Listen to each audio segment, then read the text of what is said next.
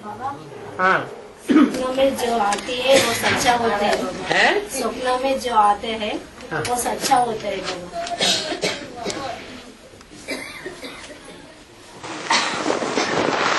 बता दिया ना, आदमी अच्छे कर्म भी करता है और बुरे कर्म भी करता है। दुकान में बैठा हुआ आदमी कपड़ा फाड़ता है सारे दिन, वो तो अपना धंधा कर रहा है। सारा दिन कपड़ा फाड़ता है, रात में अपनी धोती फाड़ देता है। तो कैसा स्वप्न हुआ? अच्छा स्वप्न होता है। अच्छा स्वप्न हुआ, धोती फाड़ दी। नहीं बाबा, अभी बाबा आते हैं ना। ये बताओ, उस कपड़े बेचने वाले दुकानदार ने रात में अपनी धोती फाड़ दी सपने में, वो अच्छा कर्म हुआ या खराब कर्म हुआ? वो तो बुरा कर्म होगा। अब इसमें बुराई क्या है? वो अपना धंधा करता है तो धंधा न करे, बाल बच्चों को न पाले, पाले या न पाले, हैं? फिर उसे बुरा स्वप्न क्यों आया?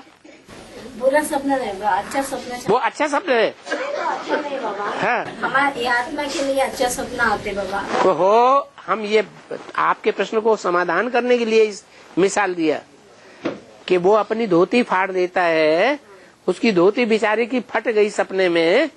वो अच्छा स्वप्न आया है या बुरा स्वप्न आया है? बुरा आया। बुरा स्वप्न आया, बुरा काम हुआ, उसका नुकसान हो गया, है ना? और वो भोगी साबित हुआ या योगी साबित हुआ? भोगी साबित हुआ। जो भोगी होते हैं वो बुरे कर्म करते हैं, और जो योगी होते हैं, योग है कर्मसु कौशलम, योग वो है जो कुशल कर्म करना सिखाता है। झूठ उसमें गलती हो ही नहीं सकती। कोई ऐसे हैं कहते हैं हम दूध उबालने खड़े हुए अंगीठी पर और बाबा की याद में इतने हम मस्त हो गए कि दूध फैल गया, दूध उफन गया। तो अब ये वो याद में था या कहीं बुद्धि और भाग गई थी? हाँ, वो योगी नहीं था, भटकी हुई बुद्धि थी। ऐसे ही है, अच्छे कर्म करने से अच्छे स्वप्न आएंगे और बुरा कर्म करने से बुरा स्वप्न। आप कहेंगे वो उसने क्या बुरा कर्म किया? वो तो अपने कपड़े बेचता है दिन में। बुरा कर्म ये किया कि रात में सोने से पहले उसने भगवान को याद नहीं किया। बस 24 घंटे उसको अपना धंधा दोरी ही लगा रहता है। और गीता में क्या कहा है? गीता में कहा है कि यज्ञ के अलावा, ईश्वरीय सेवा के अलावा, जन कल्याण के अलावा, सारे विश्व के कल्याण के कर्म के अलावा दुनिया में जितने भी कर्म हैं वो सब कर्म बंधन में बांधने वाले हैं।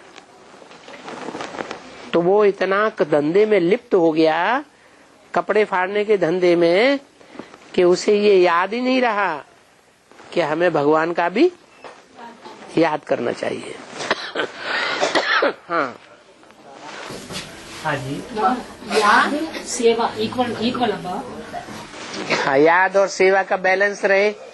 ऐसे नहीं हम सेवा में इतने मस्त हो जाएं कि आत्मिक स्थिति की याद ही न रहे, देहभान में आकर के कर्म करने लगे। मान लो हम सेवा कर रहे हैं, किसी को ज्ञान सुना रहे हैं और आत्मिक स्थिति हमारी खत्म हो गई, देहभान आ गया, हम उसको डांटने लगे, ये तू कैसे बोलता है, और उल्टे पलटा झगड़ा करने लगे। तो ये देहभान आया, आत्मिक स्थिति रही, देहभान आ गया। तो बैलेंस रखें, ऐसे ना हो कि बैलेंस बिगड़ जाए तो सेवा की जगह डिससर्विस हो जाएगी।